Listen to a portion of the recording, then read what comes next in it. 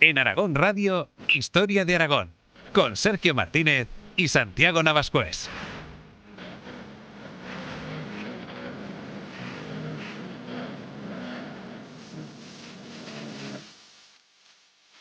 Tras sus años de juventud y después de pasar un tiempo gobernando en Sicilia y Cerdeña, el infante Juan se convertiría pronto en rey de Navarra gracias a su matrimonio con Blanca. Desde esa posición, Juan se convirtió en una de las figuras más importantes de la política peninsular tanto en Castilla como en una corona de Aragón donde empezó a gobernar en nombre de su hermano, el rey Alfonso V el Magnánimo. Mientras, el paso del tiempo iba poco a poco acercándole también al que acabaría siendo su destino, ser rey de Aragón. Soy Sergio Martínez, en la técnica está Ana Vázquez y te doy la bienvenida a este viaje por la historia de Aragón en Aragón Radio.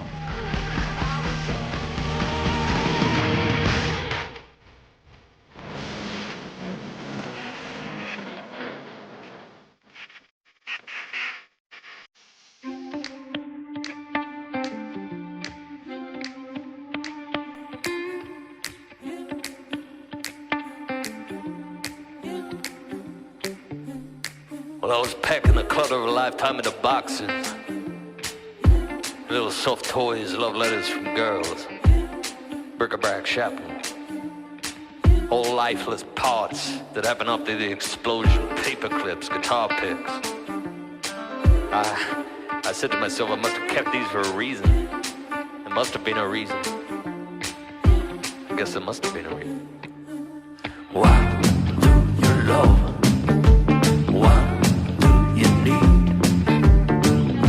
Everything you thought you knew about what you got is make-believe. Iniciamos este segundo episodio de los que estamos dedicando a la figura del que fuera el rey Juan II el Grande, rey tanto de Aragón como de Navarra. Una de las figuras más importantes de todo el siglo XV, no solo en Aragón, sino en toda la península ibérica, y que, como ya vimos en el programa anterior, también tuvo importancia en el Mediterráneo gracias a las políticas de su padre, el rey Fernando I de Aragón, a las que seguirá teniendo más adelante su hermano también, su hermano mayor, Alfonso V el Magnánimo, a quien acabó finalmente sucediendo en el trono aragonés, porque bueno, pues su hermano mayor al final no tuvo hijos legítimos, y bueno, pues al final le acabó tocando ser rey de Aragón a este Juan II. En el programa anterior, que ya sabéis que si os lo habéis perdido o queréis refrescarlo un poco, lo tenéis disponible en formato podcast para escuchar cuando queráis en aragonradio.es, iVoox, Spotify y Apple Podcast. Empezamos con los mismos orígenes del que acabaría siendo Juan II de Aragón. Pues estuvimos viendo un poco su nacimiento, su juventud, su familia y todos los tejemanejes de él, de sus hermanos, de su padre y de absolutamente todo. Y como ya dijimos en su momento en ese episodio, era este infante Juan el segundón de un segundón, pues su padre Fernando no estaba destinado a convertirse en monarca hasta que fue elegido en el compromiso de Caspe como rey de Aragón. Es que al final la historia pues puede dar muchas vueltas, ¿no? Como la vida misma. Pero además el infante Juan tenía también por delante a su hermano mayor, Alfonso V, y su posible descendencia, por lo que, como vimos, parecía realmente complicado pues que tuviera alguna oportunidad de llegar a convertirse en rey, al menos en rey de Aragón. Finalmente su hermano no tendría descendencia legítima con su esposa, la reina consorte María de Castilla, lo que, como iremos viendo en este episodio, le acercará poco a poco y de forma inexorable hacia el trono aragonés. Lo que sí que vimos en el programa anterior fue el camino del infante Juan para convertirse en rey consorte de Navarra. En Sicilia llegó a conocer a Blanca de Navarra, que años después se convirtió en heredera al trono navarro, con quien Juan acabó casándose en Pamplona a principios del año 1420. Fue justo en ese momento donde nos quedamos en el programa anterior, y para seguir hablando de esta historia casi novelesca, yo creo que sin casi, de Juan II, como siempre me acompaña, como no puede ser de otra manera, el doctor en historia Santiago Navascués. Bienvenido, Santiago. Hola a todos, queridos oyentes. Continuamos, ¿no?, con esta apasionante saga sobre el reinado de Juan II, que la verdad es que es un personajazo, pero no solo él, ¿no? O sea, también cualquiera de sus hermanos, las esposas que tuvieron, ¿no? Muchos de ellos, que bueno, la verdad es que hacen del siglo XV peninsular un siglo muy entretenido, para los amantes del drama y de la épica y de bueno, tal cual, o sea, y además lo has dicho tú mismo, una saga. Es que podríamos hacer en un programa dedicado, o sea, estaría Historia de Aragón y luego un programa completo, quizás casi hasta de una temporada, dedicada a Juan II y familia. No sé qué, pondríamos alguna especie de musiqueta como las sitcoms estas americanas de los años 80, así gracioseta o algo así, y podríamos dedicar una temporada entera a esta familia, porque madre mía, todo lo que lo que dejaron para la posteridad, ¿no? Todos los líos que hay, en fin, parte de ellos os los estamos contando en este episodio y en estos episodios dedicados al que sería Juan II de Aragón, y eso que todavía le queda bastante para ser rey de Aragón. O sea, fijaos lo que le cundió, como ya os dijimos en el anterior episodio. Y bueno, igual que hicimos en ese programa que os estamos mencionando, lo primero, antes de empezar, hay que volver a tomar buena nota del siguiente aviso, y es que en esta época pues hay diferentes personajes con el mismo nombre, incluso con el mismo título, cuyas historias se entrelazan, que son familia. Tenemos a varios Juanes segundos, de hecho un Juan II será rey de Aragón, también será rey de Navarra, que será la misma persona, ¿de acuerdo? Que es nuestro protagonista, pero además coincide con Juan II de Castilla, que es su primo, que con el que hay luchas, guerras, tratados, secuestros, como vimos también, traiciones, hay absolutamente de todo. Y bueno, pues al final intentaremos que no nos liemos ninguno para en esta historia en la que pues hay personajes tan conocidos, ¿no? De hecho, a Juan II de Aragón muchas veces lo vamos a mencionar, incluso aunque sea ya Juan II de Navarra, dentro de poquito, al poco de comenzar este episodio, pues lo mencionaremos muchas veces como el infante Juan, para diferenciarlo del rey de Castilla, Juan II, ¿vale? Simplemente pues hacemos de nuevo este aviso para intentar que nadie se líe.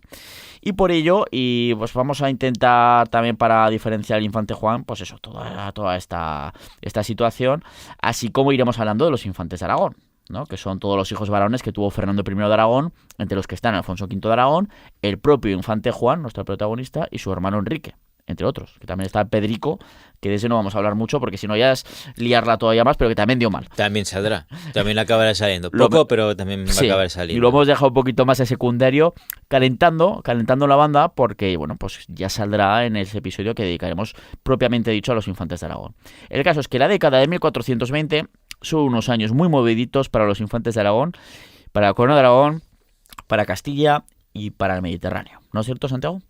Así es. Como bien decías, y después de varias negociaciones en las que hubo que conseguirse una bula papal, dado que al fin y al cabo pues eran familia, Juan y Blanca de Navarra se casaban en febrero del año 1420. Se casan en Pamplona, con bula papal, y bueno, pues la década de 1420 comienza con bodorreo real. Sí, son familia porque Blanca de Navarra es hija de una tía. De una trastámara. Sí, eso es, Y ¿no? por eso ahí pues tienen esos lazos familiares. Sí, eso es. Hay que recordar, como recalcamos en el programa anterior, y eso es muy importante para los años venideros, que cuando el hermano mayor de Juan se convierte en Alfonso V de Aragón, es a Juan a quien le toca liderar los intereses de la familia en Castilla. De esa rama familiar de los Trastámara. Claro, una Castilla debilitada en cierta medida, donde es rey un joven Juan II de Trastámara, primo de ellos, que siempre estuvo a merced de las luchas entre las diversas facciones de nobles por controlar al monarca y sus decisiones, ya que es un monarca niño, ¿no? Bueno, ahora ella en 1420 no está niño. Ya no está niño. Ya tiene 18 años, si no recuerdo mal, ¿no? 18, 19, no, ahora mismo pero no, claro, se me olvida si nació en 1401, 1402, pero bueno, o sea, que ya... Pero bueno, como lo han acostumbrado a esa larga regencia establecida por su madre y por su tío, Fernando I de Aragón, durante tantos años, y pues al final está acostumbrado a dejarse manejar, digamos, por los diferentes nobles que tratan de gobernar a través de él, ¿no? Pues como válido, una especie de válidos, lo que sea. Sí, cuando te han toreado durante toda tu vida y te han manejado durante toda tu vida, luego ponte chulo e intenta ponerte firme, sí, ¿no? Sí. Y confiará en esas figuras, claro, sobre todo confiará durante muchos años hasta que dejó de confiar en un personaje que va a salir mucho, una figura que será Álvaro de Luna, ¿no? Y por otro lado también estarán los infantes de Aragón, que darán muchísimo mal, todos sus primos que vendrán desde la corona de Aragón y la liarán bastante. Sí, porque ahí están los infantes de Aragón, ¿no? Esos hijos de Fernando I de Aragón, con Juan ya a la cabeza de todos esos asuntos. Y nos vamos al año 1420, en que Juan pues está liado con don Álvaro de Luna, otra de las figuras fuertes del momento en Castilla. Pero entonces el infante Enrique, hermano pequeño de Juan, que quería su cota de que pues le hicieran un poquito de caso, que decía, oye, yo también tengo algo que decir aquí. Y también tiene sus propios intereses personales y tal. Claro, pues aprovechó que sus hermanos mayores habían salido fuera, Alfonso V de Aragón como rey de la corona de Aragón y Juan II, que se había casado con la heredera al trono navarro, doña Blanca. Claro, Alfonso V estaba en tierras napolitanas y Juan estaba de borro en Pamplona. Y ya está, o sea, hasta aprovecha que estaban fuera. Claro, pues aprovecha que están fuera, ¿no? Y Enrique pues se cogió y ni corto ni perezoso pues se plantó en Tordesillas y secuestró al rey Juan II de Castilla para forzar a este a que le diera permiso para poder casarse con la hermana del monarca castellano. Te secuestro para que me dejes casarme con tu hermana. No creo que sea buena manera de convencer a alguien para dejar que te cases con su hermana. Pero bueno, lo que sé. No pensemos tampoco que por amor. Al final, si no recuerdo mal, se acaban casando, pero no en esta ocasión. Pero claro, Enrique, este mozo, pues está pensando que no hablemos de que lo hace por amor, no es que estoy perdidamente enamorado, no sé qué, sino que lo hace primero para lograr, evidentemente, al estar casado con la hermana del rey, o sea, era su intención, pues conseguir así una mayor influencia en el monarca castellano y situarse así como quizás su principal consejero, ¿no? Y dices, pues bueno, así soy yo el que va a manejar el cotarro en Castilla a través del rey. Y segundo, porque también en esos años, todavía joven, ya no niño, pero joven rey de Castilla, Juan II, claro, todavía no tiene hijos y por lo tanto sucesores, por lo que casarse con su hermana, con una de sus hermanas, bueno, podía llegar a ser una forma, sobre todo con estas cosas que pasan en la historia, pues que podía ser una forma de, quién sabe si convertirse en heredero al trono de Castilla. Bueno, ahí estaba la jugada quizás, de este Enrique que ni corto ni perezoso, como bien has dicho, pues decide secuestrar al monarca castellano. Pero todo este plan pues contravenía las órdenes de su hermano, el infante Juan, por lo que este dejó en Pamplona a su ya esposa Blanca de Navarra. Es que no le dejan irse de viaje de novios, Nada. Bueno, pues dejó a su recién esposa Blanca de Navarra, convocó a sus huestes y marchó a Castilla, donde reunió un ejército de más de 3.300 lanzas para obligar a su hermano Enrique a que liberara al rey de Castilla. Ojo, a ver, 3.300 lanzas, 3.300 hombres, ¿no? Para una convocatoria muy rápida. Esto nos empieza a dar pues todo lo que ya avanzamos en el anterior episodio, en el que estuvimos comentando el infante Juan, todos los dominios, territorios, señoríos, etcétera, que tenían Castilla como uno de los principales nobles del reino. Claro, que aquí el señor está en Pamplona y de repente se entera de que ha pasado todo esto. Convoco a mis mesnadas y en apenas unos días tiene a 3.300 tíos a sus órdenes. Eso nos está mostrando el poderío que tenía este hombre y eso que no era rey todavía de nada, absolutamente. Como mucho en este momento ya, Juan, el infante Juan, era el marido de la futura reina de Navarra, de Blanca. Eso es lo más que era. Eso es. Y hermano del rey de Aragón. Ya está. Ya está. Bueno, pues finalmente los planes de Enrique se fueron al traste porque el rey Juan II de Castilla consiguió escapar gracias a la ayuda de Álvaro de Luna y también a la persecución a la que estaba siendo sometido por su propio hermano, el infante Juan. También te digo que vaya secuestro de habas, también te lo digo. Sí. Entonces Enrique se refugió en sus propios dominios, ya que era, entre otras muchas cosas, maestre de la Orden de Santiago, que Enrique tampoco era un cualquiera. Que la Orden de Santiago era la más importante del reino castellano. Era de las peninsulares, de las creadas en la península ibérica, era la orden militar de caballeros, de monjes caballeros, digamos, más importante y con mayor fuerza y riqueza de la península ibérica, y concretamente de Castilla. Sí, entonces, bueno, pues se refugió en sus propios dominios, Enrique, ¿no?, después de este fracaso, pero finalmente pues decidió entregarse y fue detenido por orden del rey y de su camarilla de consejeros encabezada por don Álvaro de Luna.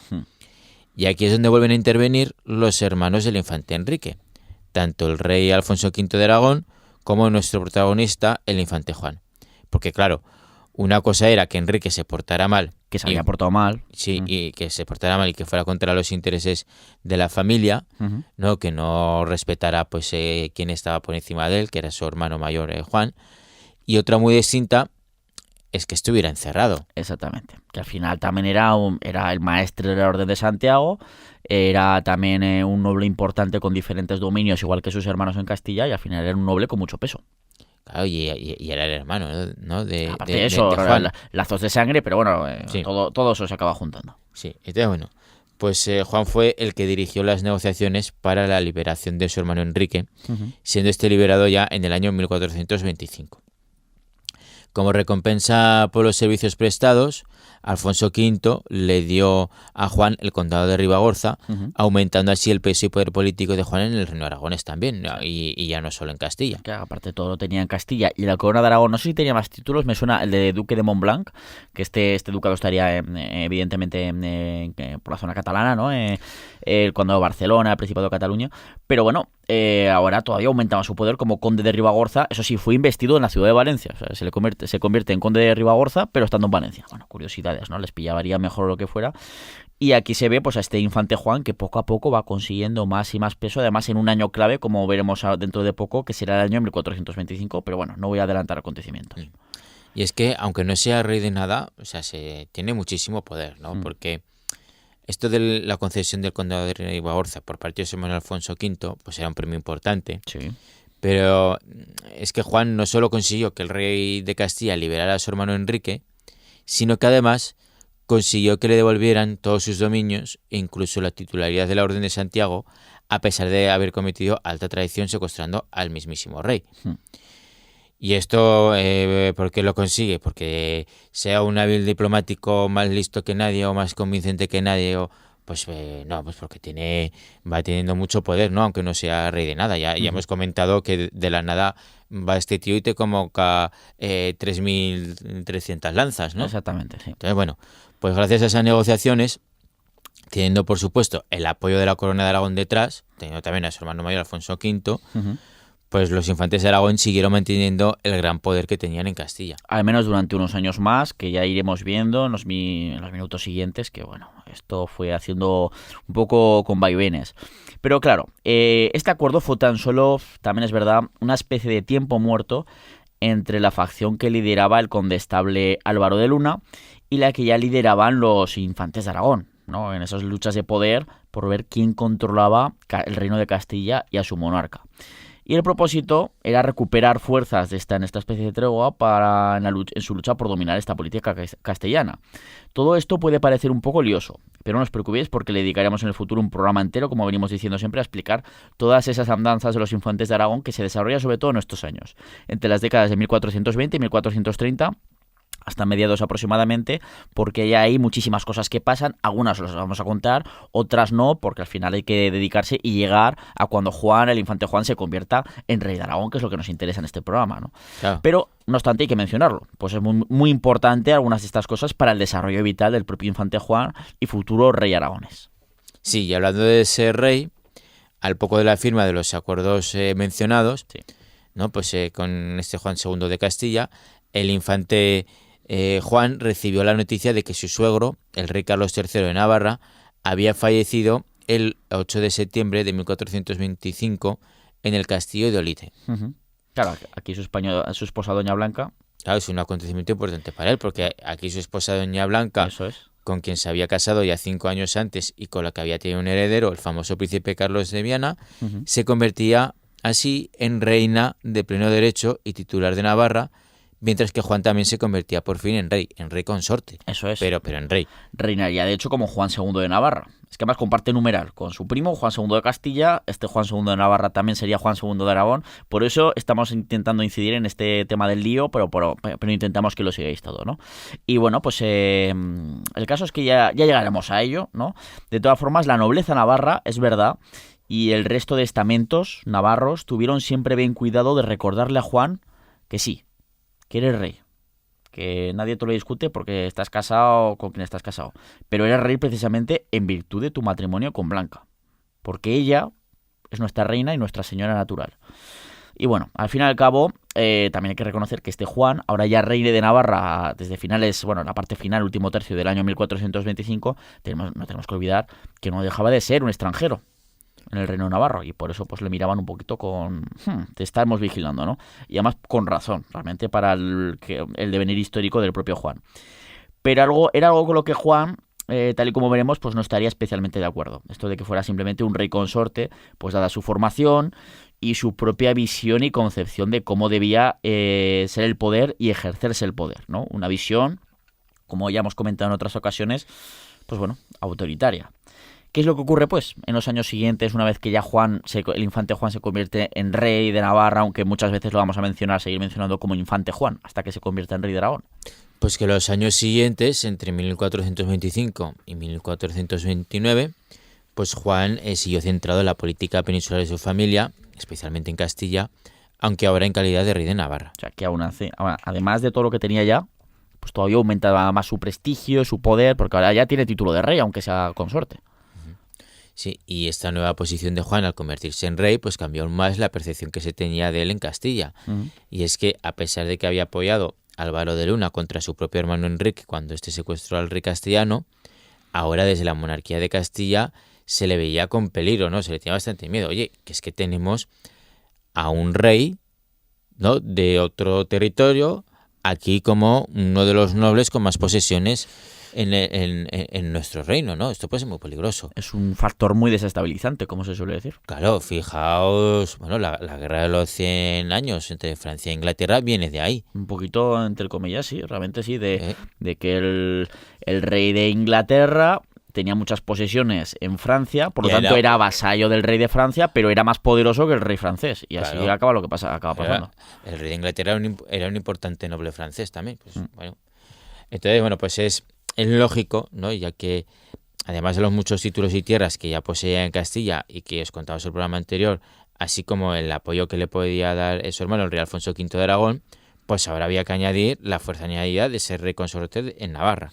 Eso además, que no he mencionado, que es que tenía detrás a un hermano que era rey de la corona de Aragón, ¿no? Ni más ni menos. Casi nada. Bueno, entonces se desata. Entonces Juan II de Castilla tenía miedo con mucha razón, ¿no? O sea, Juan II de Castilla y la camarilla de nobles que se oponía a los infantes de Aragón, claro, el control de la monarquía, digamos. Claro.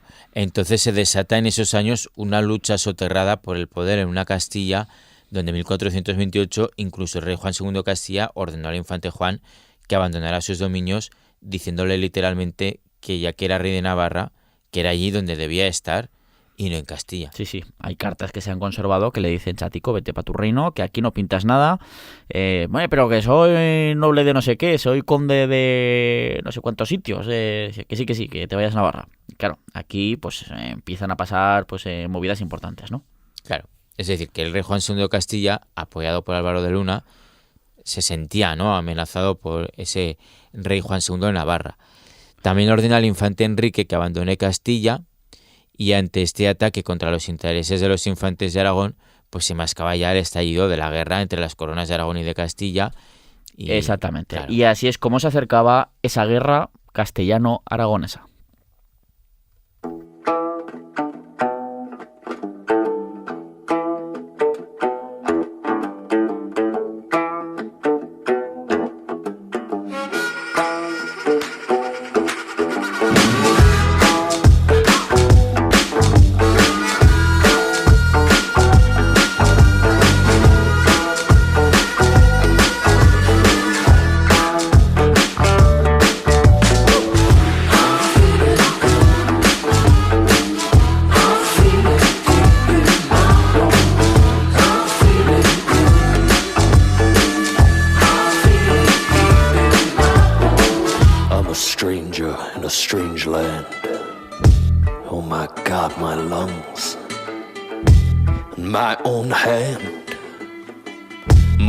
Of its own command. Meat rack, Madam Blue, full cackling by the bar. Rebecca removes her bra. Los tambores de guerra regresaban a la península ibérica para la que iba a ser realmente la última gran guerra abierta entre la corona de Aragón y Castilla. Después de varios siglos de enfrentamientos, pues iba a ser el último gran enfrentamiento, la última gran guerra. Bueno, gran guerra, no fue una guerra, yo qué sé, como la guerra de los Hospedros, que había sido ya algo más de medio siglo atrás, bastante tiempo atrás. Pero bueno, desde luego fue el último gran enfrentamiento. Es verdad que luego sí que hubo algún otro enfrentamiento, pero ya marcado en guerras civiles, ¿no?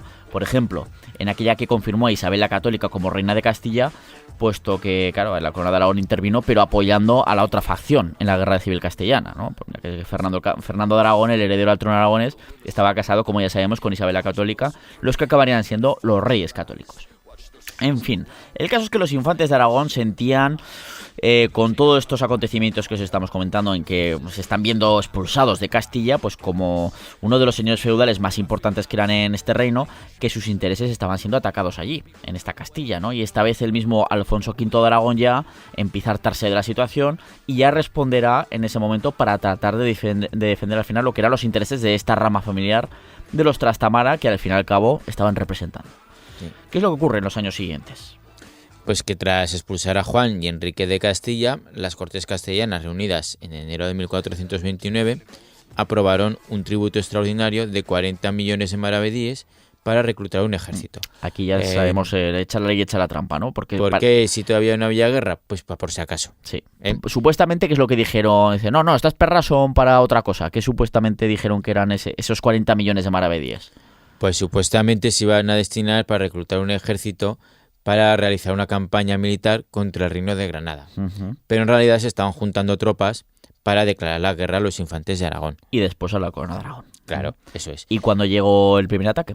Pues ese ataque llegó a finales de mayo de 1429 con las tropas de Juan II de Castilla ocupando ya varias posesiones, propiedad de los infantes, así como de otros nobles que eran proclives a estos. Uh-huh. Empiezan, digamos, a hacer una especie de ataque preventivo, podríamos decir. Eso es. Porque ya se las veía venir, estaban ya todos en plan, oye, además estamos intentando echar a estos de Castilla, a Juan, a Enrique, han acumulado demasiado poder, los estamos intentando expulsar, pero al final saben que siguen siendo muy poderosos y que al final tienen a la corona de Aragón detrás, así que digamos que este sería una especie de ataque preventivo, como estamos comentando. Sí, es una campaña que fue más allá, pues cuando las hostilidades llevaban ya abiertas casi un mes, Castilla declaró la guerra a la corona de Aragón el 24 de junio. Uh-huh. Y la guerra duró poco más de un año, y os la contamos en otra ocasión, pero aquí lo importante es que finalizó con las treguas de Majano, uh-huh, firmándose el 16 de julio de 1430, una especie de tregua con una duración de 5 años. Sí, no fue una paz totalmente cerrada, sino dice, bueno, vamos a mantener la paz ahora, una tregua, ponemos un plazo de 5 años, y bueno, ¿en qué consiste un poquito este pacto y por qué se alcanza este pacto también? Bueno, fue un pacto que, más allá de una paz que buscaba fervientemente Alfonso V de Aragón, es un pacto que supuso una derrota completa para sus hermanos, los infantes Juan y Enrique, que quedaron en la práctica expulsados de Castilla. Uh-huh. O sea, a consecuencia de esta tregua, sus tierras no les fueron devueltas, ni tampoco ningún tipo de renta que les sirviera como una especie de compensación. No, que la monarquía castellana y bueno, pues los aliados del rey Juan II de Castilla y el propio condestable Álvaro de Luna se quedan con todas esas tierras que habían sido hasta entonces de los infantes de Aragón y sus títulos, ¿no? O sea, se los confiscan. Eso es, y se acordó que durante esos 5 años de paz los infantes de Aragón pues no podrían ni tan siquiera entrar en tierras castellanas y que al finalizar la tregua unos jueces resolverían las reclamaciones de los infantes. Había que creerse que esos jueces iban a ser imparciales. Sí, os vamos a devolver ahora las tierras después de 5 años de prohibición de entrar en este reino en el que habéis nacido y en el que tenéis muchos dominios que se os han arrebatado. Sí, os los vamos a dar, ¿no? Siento que nuestro jefe es nuestro rey. Juan II de Castilla. Es el que os ha arrebatado todo eso. Claro, pero entonces todo esto, bueno, desde luego fue una durísima derrota para estos infantes de Aragón, para esta rama familiar de los Trastamara, que claro, se firma, como bien has dicho, Santiago, en el año 1430, esta tregua que durará hasta el 35, bueno, un poquito más, ahora lo comentaremos, pero que inicialmente dura 5 años, y claro, es una durísima derrota porque se ven literalmente expulsados de su Castilla natal, perdiendo además buena parte de sus rentas económicas. Ahora tendrán que contar prácticamente solo con lo que tienen en la corona de Aragón, claro. Pero ¿por qué se decide aceptar una tregua así? O sea, que era perder, pero además de una forma tremenda. ¿Por qué la aceptan? A ver, aquí hay varios factores, ¿no? Yo creo que el primero y más importante es que tanto el rey Alfonso de Aragón como su hermano el infante Juan sabían perfectamente de la inferioridad militar que tenían con respecto a las tropas castellanas. Vamos, que el conflicto que apenas duró un año tampoco les había estado yendo muy bien, ¿no? En Castilla. Y quizás aún más importante que esto es que Alfonso V estaba ya como loco por volver a tierras italianas y reemprender sus reclamaciones sobre el reino de Nápoles. Ah, amigo.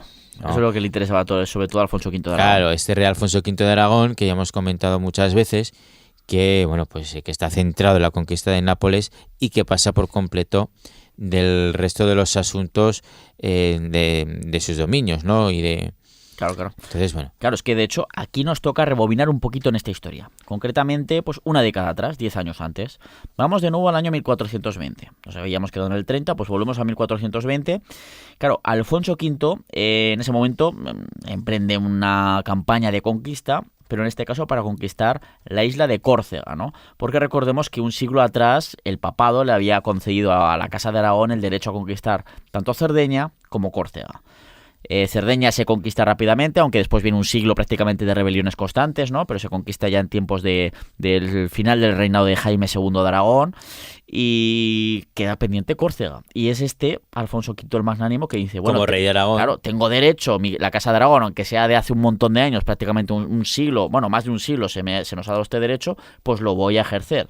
Empieza en el año 1420 esa campaña, pero digamos que no le va demasiado bien, no tiene mucho éxito y fue entonces cuando, pues la perspectiva de que no le está yendo muy bien, la reina napolitana Juana II, que ya estuvimos hablando de ella en el anterior episodio, Juana II de Nápoles, le propone hacerle heredero a Alfonso V de Aragón si éste acudía en su ayuda con un ejército, pues estaba siendo atacada, le estaban intentando quitar el trono. Y además dice, si me ayudas, si tenemos éxito, te haré mi heredero porque yo no tengo hijos. Sí, esta Juana II es la que llegó a ser prometida de matrimonio con el hermano del rey Alfonso. Con el infante Juan. El infante Juan, años atrás, tal y como os contamos en el programa anterior, pero que luego pues acabó casándose con un noble francés, ¿no? El caso es que esa boda de Juana II con el noble francés, pues al final estamos viendo que salir muy bien no es que saliera. No le evitó de líos. Eso es, y entonces Alfonso V pues acudió encantado de la vida, ¿no? En ayuda de la reina Juana, ¿no? Porque le nombraba como heredero. Y de hecho lo consigue. Pero tras esto, pues el monarca aragonés comenzó a extralimitarse, a, digamos, no aceptar su rol de heredero y actuar más como un rey. Sí. Y claro, pues la reina era ella, ¿no? Y entonces pues acabó expulsado del reino de Nápoles en 1423, justo cuando comenzaba a pasar todos los líos con sus hermanos en Castilla y Aragón que os venimos contando desde el inicio de este programa. Lo del secuestro que hace el infante Enrique del rey de Castilla en 1420, que luego se entrega, acaba siendo prisionero, pues Alfonso V regresa, negocia junto al infante Juan para que liberen a su hermano, al hermano común que tenían, que era Enrique, que le devolvieran sus dominios, lo de ser maestre de la Orden de Santiago, en fin. Claro, todo esto se ha juntado, ¿no? En esos años, y entre que le va mal en Nápoles, prácticamente le expulsan, pues al final decide volver en 1423 y todos esos líos que tenía la corona de Aragón y sus hermanos, pues bueno, al final regresa, pero bueno, se le queda ahí la espinita a Alfonso V que dice, oye, a mí me han nombrado heredero al trono.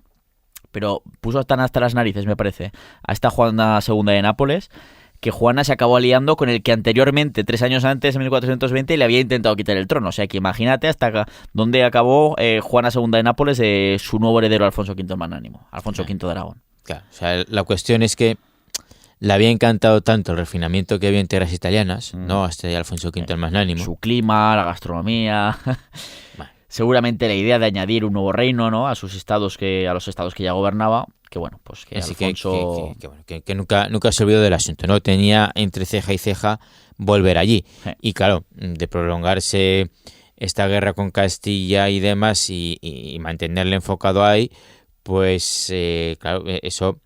una guerra en la que tenía le retrasaba, sí, ¿no? Una guerra en la que no tenía mucho que ganar, de hecho estaba perdiéndola, y dice, bueno, vamos a terminarla ya, alcanzamos una tregua, esta guerra castellano-aragonesa de la que estábamos comentando ahora, de los años 1429-1430, y dice, mira, si surge la oportunidad de firmar una paz, una tregua, como acabó surgiendo, pues dice, la firmamos, consigo unos años de tranquilidad y yo me voy a lo que me interesa. Sí, a mi objetivo primordial, que es la conquista del Reino de Nápoles. Uh-huh. Entonces, bueno, por eso le venía bien lograr pues la paz con Castilla en una guerra en la que, como decías, no tenía mucho que ganar, ¿no? Y todo ello sin mencionar la oposición que estaban teniendo tanto en el Reino de Aragón como en el Principado de Cataluña. Pues ni aragoneses ni catalanes sacaban nada de la guerra contra Castilla en un conflicto que al final pues era solo dinástico, ¿no? Claro. O sea, eran luchas entre las ramas de una misma familia, o sea, eran unas luchas... Era una guerra entre trastámaras. Eran unas luchas entre familiares de las cuales sus súbditos no se iban a beneficiar nada, como pueda ser con la conquista de un reino como Nápoles, que ahí sí que sus súbditos sí que se pueden beneficiar a lo mejor. Sí, bueno, sus súbditos, o bueno, ya sabemos, las élites, ¿no? Pero Sí. es que literalmente en esta guerra castellano-aragonesa de 1429-1430, simplemente los infantes de Aragón están defendiendo sus tierras, sus dominios y sus señoríos en Castilla. Nada más y nada menos, que eran dominios personales, no formaban parte de la corona de Aragón, Eso ni es, de sus estados. eso es, están defendiendo sus dominios, pero con con los soldados de sus súbditos. Y poniendo dinero. Y con el dinero de sus súbditos. Entonces, claro, esto como que no era muy popular, ¿no? Que digamos. Eso es. Así que al final pues surge esa oportunidad de firmar la tregua de 1430, aunque como hemos comentado, pues iba muy mal contra los intereses de los hermanos, pero bueno, pues a Alfonso V le interesaba terminar en algo que no podía sacar mucho. Y el caso es que Alfonso, bueno, se firma esta tregua en 1430, permanece un año y medio más o menos más en sus dominios de la corona de Aragón, terminando de resolver diferentes asuntos, de que no se volvería a liar en esos años, ¿no? Con Castilla, y ya en el año 1432, Alfonso V de Aragón embarca de nuevo rumbo a la península itálica. Y el caso es que ya en este punto, pues jamás regresaría ya a la corona de Aragón, ¿no? Sí. Ya jamás regresó a la corona de Aragón, muriendo en Nápoles en el año 1458, tal y como te contamos en los episodios 34 y 36 de la quinta temporada, y que dedicamos al largo reinado de Alfonso V el Magnánimo. Uh-huh. Y con este viaje de su hermano para hacerse con un nuevo trono, pues el infante Juan, rey también de Navarra, tomará un nuevo protagonismo tras perder el que había tenido en Castilla. Claro, porque se ha visto desposeído, igual que su hermano Enrique, por ejemplo, de todos los señoríos y títulos, volvemos a repetir, que tenía en Castilla, al menos parece que hasta el 35, hasta 1435, donde hagamos caso a los jueces que van a dictaminar, pues a ver qué hacemos aquí. Digamos que sí, pero bueno, de momento se ha visto desposeído de todas esas riquezas, de todas esas rentas y todo ese poderío que tenía en Castilla. Pero bueno, se queda en la corona de Aragón el infante Juan, y rey de Navarra a la vez. Sí, se queda un par de años más este infante Juan en la península ibérica, tanto como rey de Navarra, como también en calidad de lugarteniente del reino de Aragón, ejerciendo allí el gobierno ante la ausencia de su hermano Alfonso, que está en los asuntos italianos, que está en Nápoles, ¿no? Pero los intentos de este Alfonso por lograr el reino de Nápoles habían derivado en guerra. Por supuesto. Por lo que en el año 1434, Juan, como súbdito de su hermano Alfonso, ¿no? Pues se embarcó con rumbo a Sicilia para unirse a sus hermanos, tanto al propio Alfonso como también a Enrique y Pedro, o sea, todos los hermanos participan aquí. Pedro, que es el otro infante del que apenas hemos hablado, pues para intentar no liar todavía más todo este melodrama medieval, que fue la vida de Juan II de Aragón y de Navarra, sí, ¿no? Es que tela. Pues el caso es que están todos hermanos allí en Nápoles, ¿no? Sí, en realidad es verdad que el infante Juan aquí no iba a Sicilia para unirse a la guerra como tal, sino que de hecho se había pegado esos 2 años, desde el 32 que se marcha su hermano Alfonso V de Aragón hasta el 34, escribiéndole cartas diciéndole: aquí hay mucho lío, la gente está enfadada contigo, no sé qué, tienes que volver a solucionar en persona diferentes problemas. Y de hecho, Juan, como ve que su hermano no le hace caso por carta, dice: pues bueno, voy en persona, me voy a Sicilia, lo pillo por banda, lo cojo de la pechera y logro convencer a mi hermano Alfonso de que vuelva al menos un tiempo, ¿no? Al menos temporalmente, a sus estados de la corona de Aragón. Y es que recordemos que estamos en el año 1434 y recordemos que uno de los asuntos que ya empezaban a estar ahí pendientes y que faltaba poquito es que al año siguiente, en 1435, iban a terminar ya los 5 años de tregua con Castilla. Por lo tanto, su hermano está diciéndole: igual te tienes que volver a tus estados de la corona de Aragón, porque el año siguiente, el año que viene, se va a liar con Castilla, seguramente. Y nos va a pillar todo. Y tú vas a estar aquí guerreando, haciendo las guerritas en Nápoles. Y va a intentar convencerle. Pero bueno, ¿qué es lo que ocurre? Pues que, como habíamos comentado, Alfonso V el Magnánimo estaba muy agústico por tierras italianas y ya nunca jamás regresó, ¿no? De Italia. Que sí, que muchas gracias por la visita, hermano, pero que yo no me vuelvo, ¿no? De hecho, cuando llega Juan II, ¿no?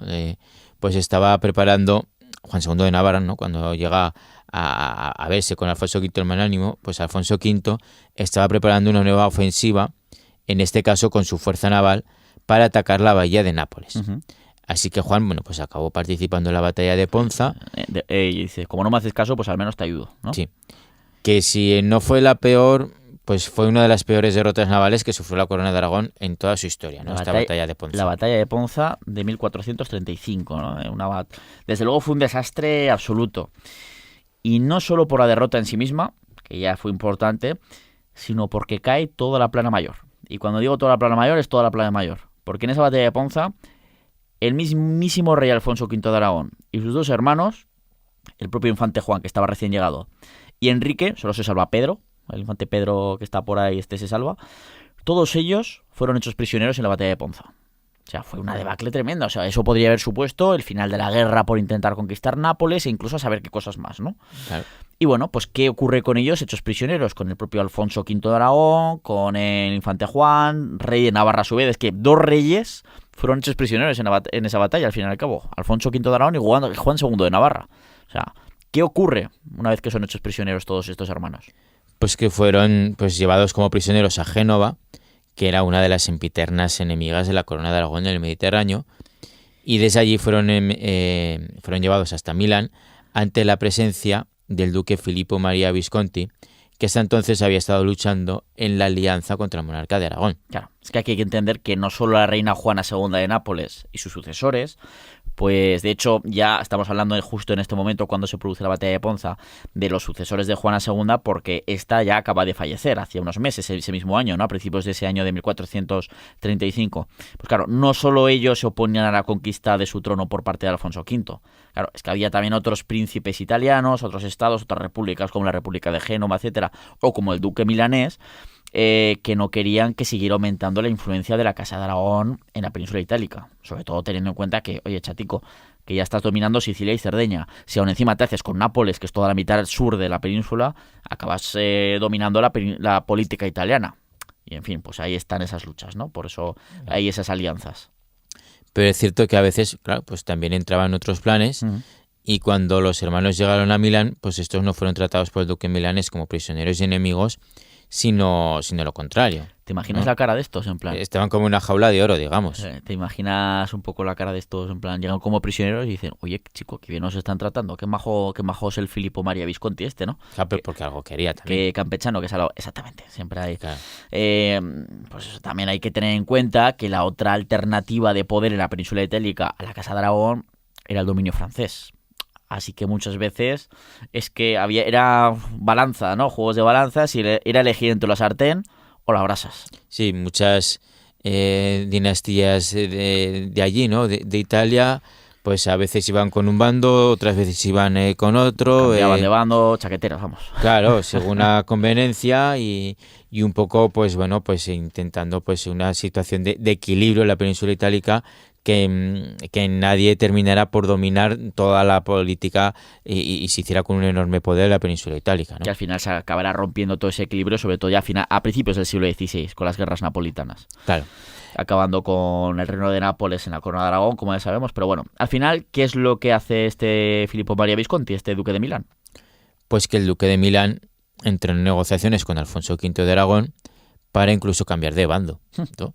O sea, el primer paso fue liberar al infante Juan, que a finales de ese año de 1435 embarcó en dirección a Barcelona para conseguir negociar junto a su cuñada, la reina consorte María de Castilla, que era la esposa de Alfonso V de Aragón, una concesión de dinero extraordinaria con la que continuar con las negociaciones. Sí. Aquí ya pues con ese dinero el rey Alfonso no tardó en recuperar la libertad, mientras a la vez su hermano pequeño Pedro, que es el que había quedado libre, digamos, él había seguido pues con la campaña militar, es lo que mantiene el conflicto en Nápoles, no había sido hecho prisionero y consiguió tomar la importante plaza costera de Gaeta, que fue un paso clave en el devenir de la guerra. De hecho, fue un éxito que convenció al propio rey Alfonso V, que en ese momento fue su mayor, después de la derrota en Ponza y de ser hecho prisionero, fue, digamos, su mayor momento de flaqueza, diciendo, ¿qué hago yo aquí? Y al final acabó perdiendo y tal.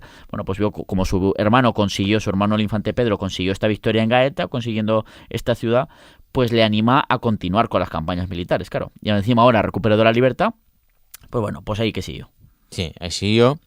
Y como no estaba dispuesto a regresar a sus reinos peninsulares, pues el monarca dio aún más poderes a Juan para el gobierno de la corona, aunque también compartió parte de ese poder con su cuñada, la reina María de Castilla, ¿no? que también tuvo importantes atribuciones de gobierno, ¿no? Sí. Y le dedicamos hace tiempo un programa, ¿no? A esta señora. En la primera temporada. Sí, a la esposa de Alfonso V de Aragón, ¿no? Y es algo que nunca le gustó a un Juan, que no veía bien eso de compartir el poder con su cuñada. Y eso que aquí, tanto ella como su propia esposa, la reina Blanca de Navarra, pues fueron claves para alargar la tregua con Castilla en un momento tan delicado como el de la captura del rey aragonés y sus hermanos. Claro, porque si era el momento en el que son capturados en la batalla de Ponza en 1435 es cuando se terminaba la tregua con Castilla. Sí. Sí, y ahora el rey aragonés y sus hermanos están hechos El prisioneros. rey ¿Qué aragonés hacemos? y el de Navarra. Castilla podría haber aprovechado, Juan II de Castilla, Álvaro Pues- de Luna, pero salen Blanca de Navarra y María de Castilla, que es reina consorte en Aragón, Ahí estaban sus mujeres. y eso es. negocian, oye, vamos a alargar, como aprovecha los lazos de familia que tenían entre todos y dice, vamos a alargar un poquito el plazo, danos la tregua de 5 años, la alargamos unos cuantos meses más y así luego ya pues negociáis de igual a igual. En fin, pues fueron claves, fueron importantísimas ambas. Ujú, sí. Y entonces, pues, ese trabajo, ¿no?, que hicieron las esposas de ambos, pues dio tiempo suficiente para reconducir la situación en tierras italianas y para volver a renegociar una paz definitiva entre la corona de Aragón y Castilla. Correcto, eso es. Así, el 22 de septiembre del año 1436, pues se firmó entre ambas partes la Concordia de Toledo, en la que se acordó el casamiento entre el que iba a ser el futuro rey Enrique IV de Castilla y una de las hijas del infante Juan y Blanca de Navarra, también llamada como su madre, doña Blanca, y en virtud de este matrimonio, pues la monarquía castellana donó al infante Juan parte de las posesiones que éste había tenido en Castilla hasta que las perdió en la tregua anterior firmada en el año 1430. Ajá. No todo, pero bueno, pues al menos logró recuperar buena parte de su poder en su Castilla natal. Sí, algo se consiguió recuperar a través de este matrimonio, exactamente. Sí.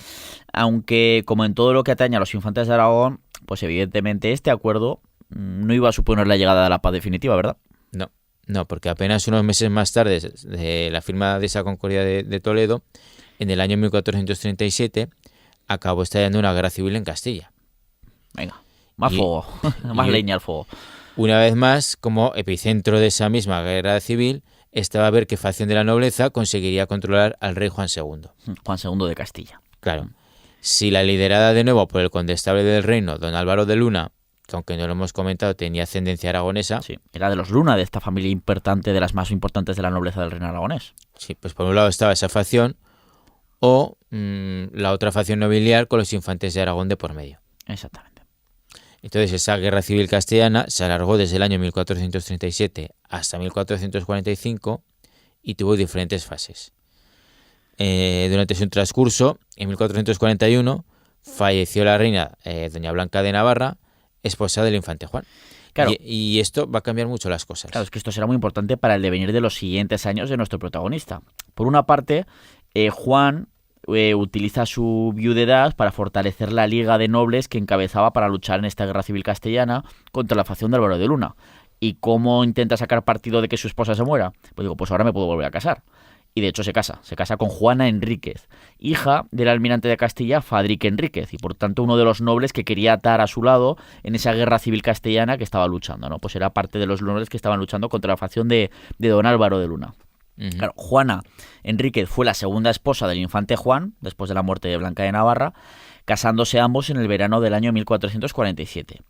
Y recordemos que no es un matrimonio cualquiera, porque de este infante Juan, todavía Juan II de Navarra y su esposa Juana Enríquez y su matrimonio, el fruto de este matrimonio acabó naciendo unos pocos años más tarde en Sos, el que sería Fernando el Católico. Casi nada, casi nada. Por otro lado, cuando Blanca falleció, Juan debía dejar de ser rey de Navarra, Claro. porque la titular del reino era ella. Y era ella la que transmitía el reino. Claro, a la descendencia. Él solo era rey consorte mientras estaba casado con ella. Después de, con el fin de su matrimonio, al morir su mujer, al quedarse viudo, al que le correspondía reinar era al hijo de ambos, a su hijo Carlos, el príncipe de Viana, ¿no? Que al morir su madre pues contaba ya con 20 años de edad y que era el legítimo sucesor. Que no era un crío. O sea, dice, no, es que Claro. el chico es pequeño todavía, por disimular, no, es que tiene 20 añazos. Pero aquí Juan, que ni en broma quería perder el trono navarro y el poder que le confería y sobre todo la posición, pues jugó en su favor una de las cláusulas del testamento de su fallecida esposa. Que yo creo que si lo llega a saber Blanca de Navarra que se iba a liar tanto, no lo habría puesto.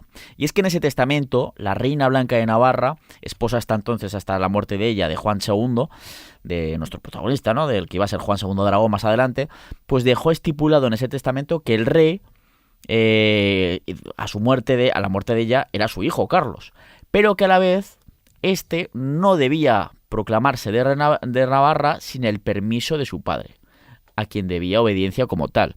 Claro, esto es algo, pues él supuestamente pensaría algo testimonial para que se lleven bien, no sé qué, tal. Conocía a su marido, pero bueno, aún así dice, bueno, para que estéis un poquito ahí, para que sea tu consejero. Y aquí Juan, el padre, pues no da permiso a su hijo. Dice, no, aquí mi mujer dijo que es la titular del reino, la que transmite, pero dice en el testamento que yo, mientras no dé permiso a mi hijo, Carlos, no debe proclamarse rey, y yo no se lo doy. Y aquí comienza una de las historias que más ríos de tinta han hecho correr en el medievo hispano. Navarra estaba a punto de dividirse en dos mitades, la que seguía apoyando al gobierno del rey Juan, y aquellos que buscaban una mayor independencia de los Trastámara, de la corona de Aragón y de Castilla, y que querían al príncipe Carlos como rey. Sí, y aquí pues la situación pues se fue enconando los años siguientes, y ya a principios del año 1450, y tras haber presidido en Zaragoza las Cortes del Reino de Aragón como lugarteniente del reino que era, pues el infante Juan enseguida se marchó para Navarra, donde al año siguiente acabó estallando una guerra civil entre sus propios partidarios y los de su hijo. Casi nada. Padre e hijo literalmente enfrentados en una guerra civil. Sí. Una nueva guerra que asomaba en el horizonte de un Juan que, sin saberlo del todo todavía, no le quedaba mucho tiempo para convertirse también en rey de Aragón cuando su hermano mayor, Alfonso V el Magnánimo, falleciera en una Nápoles ya conquistada en el año 1458. Eso es, un reinado que no sería fácil para Juan, al igual que no lo fue en Navarra, y que viviría tiempos convulsos entre la guerra con su propio hijo Carlos, que afectaría también a la corona de Aragón, así como la guerra civil que se estallaría en Cataluña contra Juan II de Aragón, o la usurpación por parte francesa de los condados del Rosellón y la Cerdanya. Pero todo ello lo veremos ya en el tercer episodio que le dedicaremos a su reinado, en el que ya veremos por fin a Juan como rey de Aragón, que ya tocaba. Pero es que, ya lo hemos dicho al principio, que se convierte en rey de Aragón con 60 añazos. Y anda que no le queda todavía, 21 años más de gobierno por delante como rey. Así que todavía quedará mucho, pero eso, como digo, os lo contaremos en el siguiente episodio. Y Santiago y yo, pues ahí estaremos. Así que Santiago, te emplazo a estar aquí dentro de unos días para seguir hablando de historia. Hasta la próxima. ¿Te interesa la historia? Recupera este y todos los programas en Aragón Radio Podcast.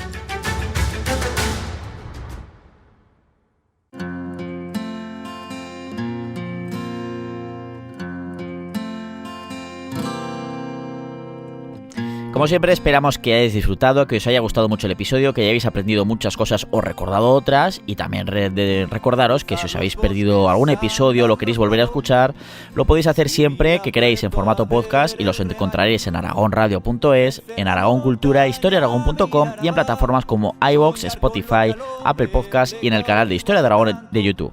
Dejadnos vuestra opinión, vuestros comentarios, suscribíos a nuestros canales y así jamás os perderéis ninguno de nuestros episodios. En la técnica hemos tenido a Ana Vázquez y te esperamos para seguir haciendo historia en Aragón Radio. Bajar en Navata por donde mediano. En Aragón Radio, Historia de Aragón, con Sergio Martínez y Santiago Navascués. Eres tú para los que te buscan, Pirineo, Pirineo. Cada uno que busque, que yo no soy menos.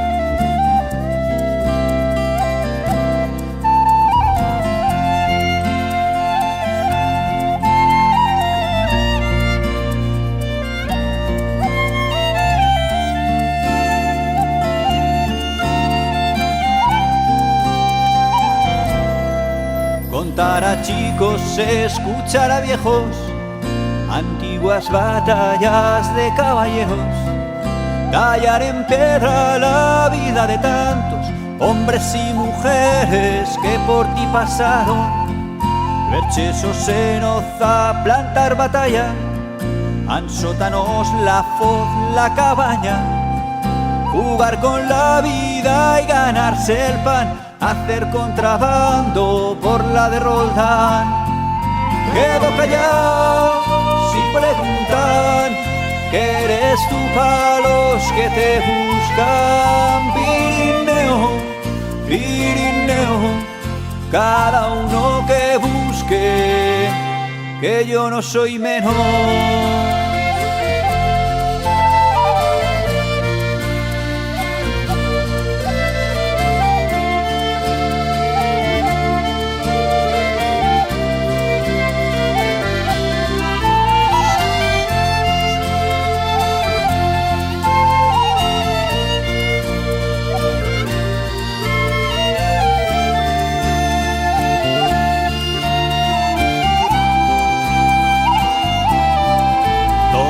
Castillo y Peñaforca, o al gigante de la Ribagorza, pasar Bachimaña cara al infierno, besar la gran facha en pleno invierno, ver Mondarruego remontar el Ara, soltar ganao pasao ver Natuara, salir de Broto en julio a la fin, saludar amigos en Gavarní.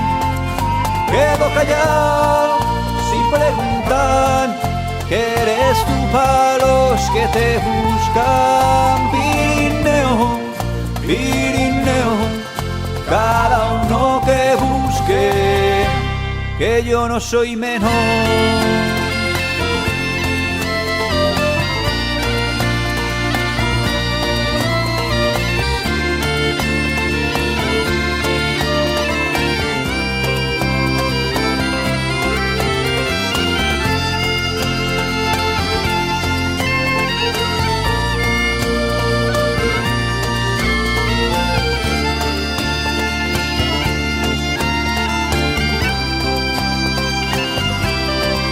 Sonar cañones para San Antón, quedar con las brujas en el turbón, enseñar secretos a compaire, solo dejar pasar a un tal Luciembriel, dejar libros por ayudar a padre, marchar de casa por nacer tarde, volver al tiempo al mismo lugar.